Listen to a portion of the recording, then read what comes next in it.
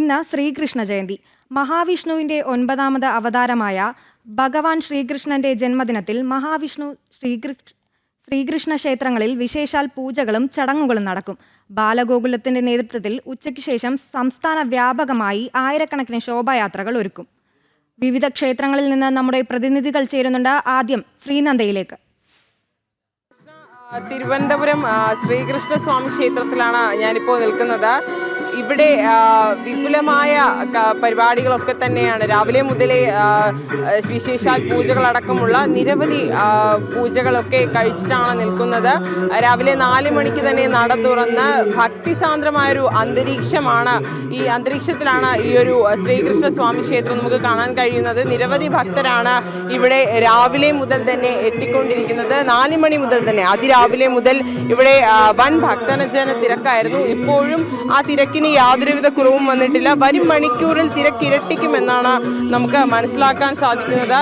എന്തായാലും ഈ ബാലഗോകുലത്തിന്റെ നേതൃത്വത്തിൽ വിവിധ പരിപാടികളാണ് എന്തായാലും ഇന്ന് ഇവിടെ ഒരുക്കിയിരിക്കുന്നത് എന്ന് നമുക്ക് മനസ്സിലാക്കാൻ സാധിക്കുന്നു. വൈകുന്നേരം കുട്ടിക്കൃഷ്ണന്മാർ അമ്പാടിയാകുന്ന ഒരു കാഴ്ച നമുക്ക് കാണാൻ സാധിക്കും. എല്ലാ കുഞ്ഞുങ്ങളും രാധമാരും കൃഷ്ണന്മാരും ഒക്കെയായി ഈ ഒരു ബാലഗോകുലത്തിന്റെ നേതൃത്വത്തിൽ ഒരു ഘോഷയാത്ര എല്ലാ വർഷം ഉണ്ടാകുന്നതാണ്. ഇപ്രാവശ്യവും അത് ഉണ്ടാകുമെന്നാണ് നമുക്ക് അറിയാൻ സാധിക്കുന്നത്. ഈ ഒരു ശ്രീകൃഷ്ണ ജയന്തിയുടെ ഒരു ചെറിയൊരു ഐതിഹ്യം എന്ന് പറയുമ്പോൾ മഹാവിഷ്ണുവിൻ്റെ 9ാമത്തെ അവതാരമാണ് ശ്രീകൃഷ്ണന്റെ ജന്മദിനമായി അല്ലെങ്കിൽ നമ്മൾ ജന്മാഷ്ടമിയായി ആഘോഷിക്കുന്നത്. കൃഷ്ണ കുറച്ച് മുൻപ് പറഞ്ഞതുപോലെ തന്നെ വിഷ്ണുവിൻ്റെ 9ാമത്തെ അവതാരമാണ്. എന്തായാലും ഈ ഒരു ജന്മാഷ്ടമി ആഘോഷങ്ങൾ എല്ലാവർക്കും നാടെങ്ങും തന്നെ നോർത്ത് ഇന്ത്യയിലായിക്കൊള്ളട്ടെ നമ്മുടെ കേരളം അടക്കമുള്ള എല്ലായിടത്തും വിപുലമായ ആഘോഷ പരിപാടികളാണ് നടക്കുന്നത്. എന്നാലും കൃഷ്ണപക്ഷത്തിലെ അഷ്ടമി തിഥി വരുന്ന രോഹിണി ദിവസത്തിൽ ആഘോഷിക്കുന്ന ഈ ഒരു പുണ്യ ദിവസമാണ് കൃഷ്ണാഷ്ടമി എന്നൊക്കെ അറിയപ്പെടുന്നത്. കൃഷ്ണാഷ്ടമി, അതുപോലെ തന്നെ ഗോകുലാഷ്ടമി, അഷ്ടമി രോഹിണി, ശ്രീകൃഷ്ണ ജയന്തി, ജന്മാഷ്ടമി എന്നീ വിവിധ പേരുകളിലാണ് ഈ ഒരു ആഘോഷം അറിയപ്പെടുന്നത്. ഹൈന്ദവയിൽ വൈഷ്ണവ പാരമ്പര്യത്തെ സംബന്ധിച്ചിടത്തോളം ഇത് ഒരു സുപ്രധാന ഉത്സവമായിട്ടാണ് കണക്കാക്കപ്പെടുന്നത്. ജന്മാഷ്ടമി ദിവസം അർദ്ധരാത്രിയാണ് ശ്രീകൃഷ്ണൻ പിറന്നത് എന്നാണ് ഐതിഹ്യങ്ങൾ അല്ലെങ്കിൽ വിശ്വാസങ്ങളിലൊക്കെ തന്നെ പറയുന്നത്. അതിനാൽ അഷ്ടമി രോഹിണി ദിവസം അർദ്ധരാത്രി ശ്രീകൃഷ്ണ ക്ഷേത്രങ്ങളിലെല്ലാം തന്നെ വിശേഷാൽ പൂജകളും പ്രാർത്ഥനകളും ഒക്കെ തന്നെ നടക്കും. എന്തായാലും ഈ ഒരു നെയ്യാറ്റിൻകര ശ്രീകൃഷ്ണസ്വാമി ക്ഷേത്രത്തിലും രാവിലെ മുതൽ തന്നെ അർദ്ധരാത്രി മുതൽ തന്നെ വിവിധ പൂജകളും ഒക്കെ തന്നെ നടക്കുകയുണ്ടായി. രാവിലെ തന്നെ നിർമ്മാല്യ ദർശനം ഒക്കെ കഴിഞ്ഞുകൊണ്ട് ഭക്തജനങ്ങളെല്ലാം ശ്രീകൃഷ്ണനെ തൊഴുത ശേഷം മടങ്ങുന്ന ഒരു കാഴ്ച നമുക്ക് കാണാം. കുറച്ച് സമയം കൂടി കഴിഞ്ഞു കഴിഞ്ഞാൽ ഇവിടെ നിൽക്കാൻ പോലും കഴിയാത്ത അത്രവിധം ജനങ്ങളുടെ വൻ തിരക്കായിരിക്കും വരും മണിക്കൂറിൽ എല്ലാ ക്ഷേത്രങ്ങളിലും ഉണ്ടാവുക എന്നാണ്. അമ്പലങ്ങളിൽ നിന്ന് നമ്മുടെ പ്രതിനിധികൾ ചേരുന്നുണ്ട്. അടുത്തതായി അമ്പലപ്പുഴ ശ്രീകൃഷ്ണസ്വാമി ക്ഷേത്രത്തിൽ നിന്ന് സുധീഷ് ഗോപാൽ കൂടി ചേരുകയാണ്. സുധീഷ്, വിവരങ്ങൾ.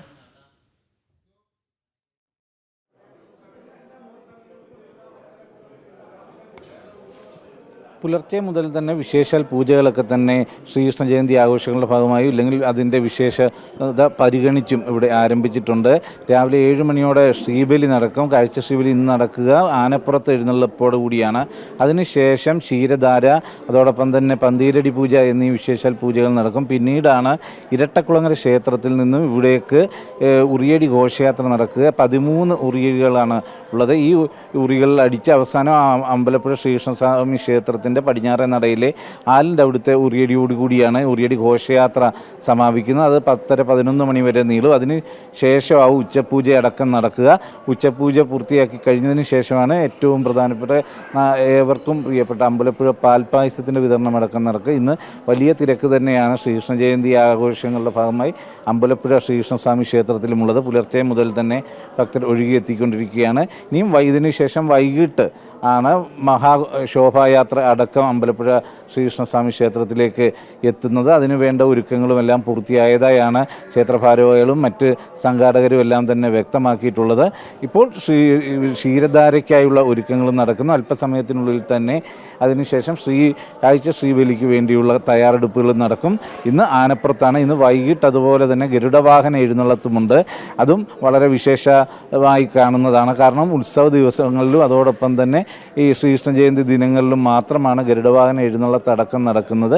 ഇന്നും ഇത്തരത്തിലുള്ള ശ്രീകൃഷ്ണൻ ഏറ്റവും പ്രിയപ്പെട്ട ഭക്തരെ ഏറ്റവും പ്രിയത്തോടെ കാണുന്ന ഒരു ദിനം എന്ന ഒരു സങ്കല്പത്തിൽ തന്നെയാണ് ഭക്തർ ഇവിടേക്ക് ഒഴുകിയെത്തിക്കൊണ്ടിരിക്കുന്നതും. ശരി സുധീഷ്, ഇനി നമുക്കൊപ്പം ഗുരുവായൂർ ക്ഷേത്രത്തിൽ നിന്ന് സാനു കൂടി ചേരുന്നുണ്ട്. സാനു, എന്തൊക്കെയാണ് അവിടുത്തെ വിവരങ്ങൾ? ഈ ക്ഷേത്രത്തിൽ തയ്യാറാക്കിയിട്ടുണ്ട്. അതായത് ഈ സ്പെഷ്യൽ ക്യൂ, അതായത് VIP ക്യൂ അടക്കമുള്ളവ ഈ 6 മണിക്ക് ശേഷം ഉണ്ടാവില്ല. അതിനൊക്കെ നീക്കങ്ങളുണ്ടാകും. ഈ 9 മണിക്ക് ശേഷം ഈ ശോഭായാത്രയോടനുബന്ധിച്ചുള്ള ചടങ്ങുകളൊക്കെ മമ്മിയൂർ ക്ഷേത്രത്തിൽ നിന്ന് ആരംഭിക്കും. ആ സമയമാകുമ്പോഴേക്കും ഗുരുവായൂർ ക്ഷേത്രത്തിൽ നിന്ന് നിലവിൽ അനുഭവപ്പെട്ടുകളൊക്കെ മമ്മിയൂർ ക്ഷേത്രത്തിൽ നിന്ന് ആരംഭിക്കും.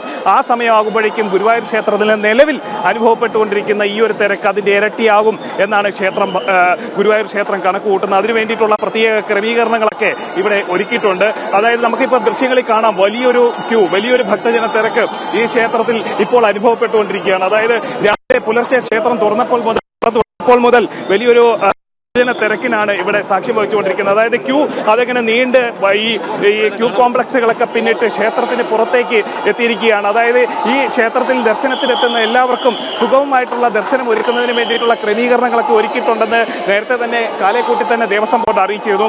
അതിന്റെ സംവിധാനങ്ങളൊക്കെ ഇപ്പോഴും തുടരുകയാണ്. അതായത് പ്രത്യേക പോലീസ് സംവിധാനം, അതായത് നിലവിലുള്ള പോലീസിന് പുറമെ ഈ ക്യൂവും അതേപോലെ തന്നെ ഈ തിരക്കും നിയന്ത്രിക്കുന്നതിന് വേണ്ടി പ്രത്യേക പോലീസ് ഉദ്യോഗസ്ഥരെ അടക്കം ക്ഷേത്രത്തിൽ വിന്യസിച്ചിട്ടുണ്ട്. അതേപോലെ തന്നെ 40,000 പേർക്കുള്ള പ്രത്യേക സദ്യ, അതായത് ക്ഷേത്രത്തിൽ നേദിച്ച പാൽപ്പായസം അടക്കമുള്ള വിഭവങ്ങൾ കൂട്ടിക്കൊണ്ടുള്ള പ്രത്യേക സദ്യ 40,000 പേർക്കാണ് പ്രത്യേകം സജ്ജീകരിച്ചിട്ടുള്ളത്. എന്തായാലും വലിയൊരു തിരക്കാണ് അനുഭവപ്പെട്ടുകൊണ്ടിരിക്കുന്നത്. അതായത് ഈ അഷ്ടമി രോഹിണി ദിനത്തിൽ 200-ലധികം വിവാഹങ്ങളും ഈ ഗുരുവായൂർ ക്ഷേത്രത്തിൽ നടക്കുന്നുണ്ട്. നമുക്ക് ദൃശ്യങ്ങളിൽ കാണുന്ന പോലെ തന്നെ ഈ വിവാഹങ്ങളൊക്കെ വളരെ കൃത്യമായിട്ട്, അല്ലെങ്കിൽ അത് ഓരോന്ന് വീതം ഈ പ്രത്യേക മണ്ഡപങ്ങളിൽ നടക്കുകയാണ്. കാരണം ഈ വിവാഹം കഴിഞ്ഞതിന് ശേഷം ഇവർക്ക് പ്രത്യേക വഴിയിലൂടെ, പടിഞ്ഞാറേ നടയിലൂടെ പുറത്തേക്ക് പോകുന്നതിനുള്ള ക്രമീകരണവും ഒരുക്കിയിട്ടുണ്ട്. അതായത് സാധാരണ നിലയിൽ വിവാഹമൊക്കെ നടക്കുമ്പോൾ ഈ തിരക്കുള്ള ദിവസങ്ങളിലൊക്കെ ഈ വിവാഹത്തിനെത്തുന്നവരെല്ലാം കൂടി നിൽക്കുന്നത് വലിയൊരു പ്രശ്നം, അല്ലെങ്കിൽ വലിയൊരു ആൾക്കൂട്ടത്തിന് വഴിവെക്കാം.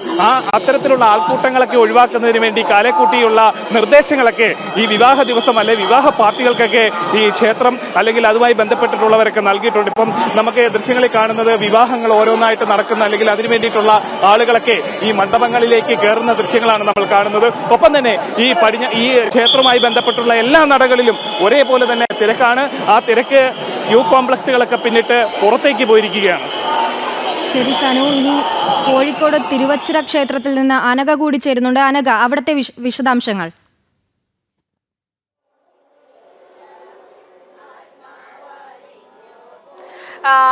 ഈ വർഷത്തെ ശ്രീകൃഷ്ണ ജയന്തി ഗ്രാമം തണലൊരുക്കട്ടെ, ബാല്യം സഫലമാകട്ടെ എന്നാണ് ഈ വർഷത്തെ ശ്രീകൃഷ്ണ ജയന്തി സന്ദേശം. നമ്മളിപ്പോൾ നിൽക്കുന്നത് കോഴിക്കോട് തിരുവച്ചിറ ശ്രീകൃഷ്ണ ക്ഷേത്രത്തിലാണ്. കോഴിക്കോട്ടെ ഏറ്റവും പ്രധാനപ്പെട്ട ഒരു ക്ഷേത്രം കൂടിയാണ്. രാവിലെ കോഴിക്കോടിനെ സംബന്ധിച്ച് ചെറിയ രീതിയിൽ മഴയുണ്ടായിരുന്നു. പക്ഷേ ആ മഴയൊക്കെ അവഗണിച്ച് ആളുകൾ അമ്പലത്തിലേക്ക് എത്തുന്ന ഒരു കാഴ്ചയാണ്. രാവിലെ 6 മണി മുതൽ തന്നെ അമ്പലത്തിലേക്ക് ഇടതടവില്ലാതെ ആളുകൾ എത്തിക്കൊണ്ടിരിക്കുന്ന ഒരു കാഴ്ചയായിരുന്നു ഉണ്ടായിരുന്നത്. അമ്പലത്തിൽ വിശേഷാൽ പൂജകളും വഴിപാടുകളും ഒക്കെ ഇന്നത്തെ ദിവസം ഇവിടെയുണ്ട്. അതുകൊണ്ട് തന്നെ ആളുകൾ രാവിലെ തന്നെ അമ്പലത്തിലേക്ക് എത്തിക്കൊണ്ടിരിക്കുന്നു. ഇന്ന് ഈ ദിവസം ഭഗവാനെ കണ്ടില്ലെങ്കിൽ പിന്നെ ഏത് ദിവസമാണ് ഭഗവാനെ കാണാൻ കഴിയുക എന്നാണ് ഭക്തർ ചോദിക്കുന്നത്. മാത്രമല്ല അല്പസമയത്തിന് ശേഷം അമ്പലത്തിൽ ഉറിയടി അടക്കമുള്ള വിവിധ പരിപാടികളുണ്ട്. എന്തായാലും അമ്പലത്തിലെ കമ്മിറ്റി അംഗം നമ്മോടൊപ്പം ചേരുന്നുണ്ട്. എന്തൊക്കെ പരിപാടികളാണ് ഇന്ന് ശ്രീകൃഷ്ണ ജയന്തിയോടനുബന്ധിച്ച് അമ്പലത്തിൽ ഒരുക്കിയത്? രാവിലെ തന്തൈപ്പാടിന്റെ സാന്നിധ്യത്തിൽ കളഭാഭിഷേകം ഉണ്ടാവും. അതിനുശേഷം ഉറിയടി, പിന്നെ ഭക്തർക്ക് അന്നദാനം ഉണ്ടാവും. ഏകദേശം ഒരു 5000-ഓളം മേളിൽ വരും. അതിനുള്ള തയ്യാറെടുപ്പുകൾ ഞങ്ങളെല്ലാം സജ്ജമാക്കിയിട്ടുണ്ട്. എല്ലാ വർഷവും ശ്രീകൃഷ്ണൻ്റെ പിറന്നാളാഘോഷം വളരെ ഗംഭീരമായിട്ട് ഞങ്ങളിവിടെ ആഘോഷിച്ചു വരുന്നുണ്ട്. അത് തന്നെയാണ്, എല്ലാ വർഷവും ശ്രീകൃഷ്ണ ജയന്തി വലിയ രീതിയിൽ ആഘോഷിക്കാറുണ്ട് ഈ അമ്പലത്തിൽ. അതുകൊണ്ട് തന്നെയാണ് ഈ സമയത്തും വലിയ രീതിയിൽ അമ്പലത്തിൽ ഭക്തരുടെ വലിയ ഭക്തജന തിരക്ക് അനുഭവപ്പെടുന്നത്. ശരി അനഘ.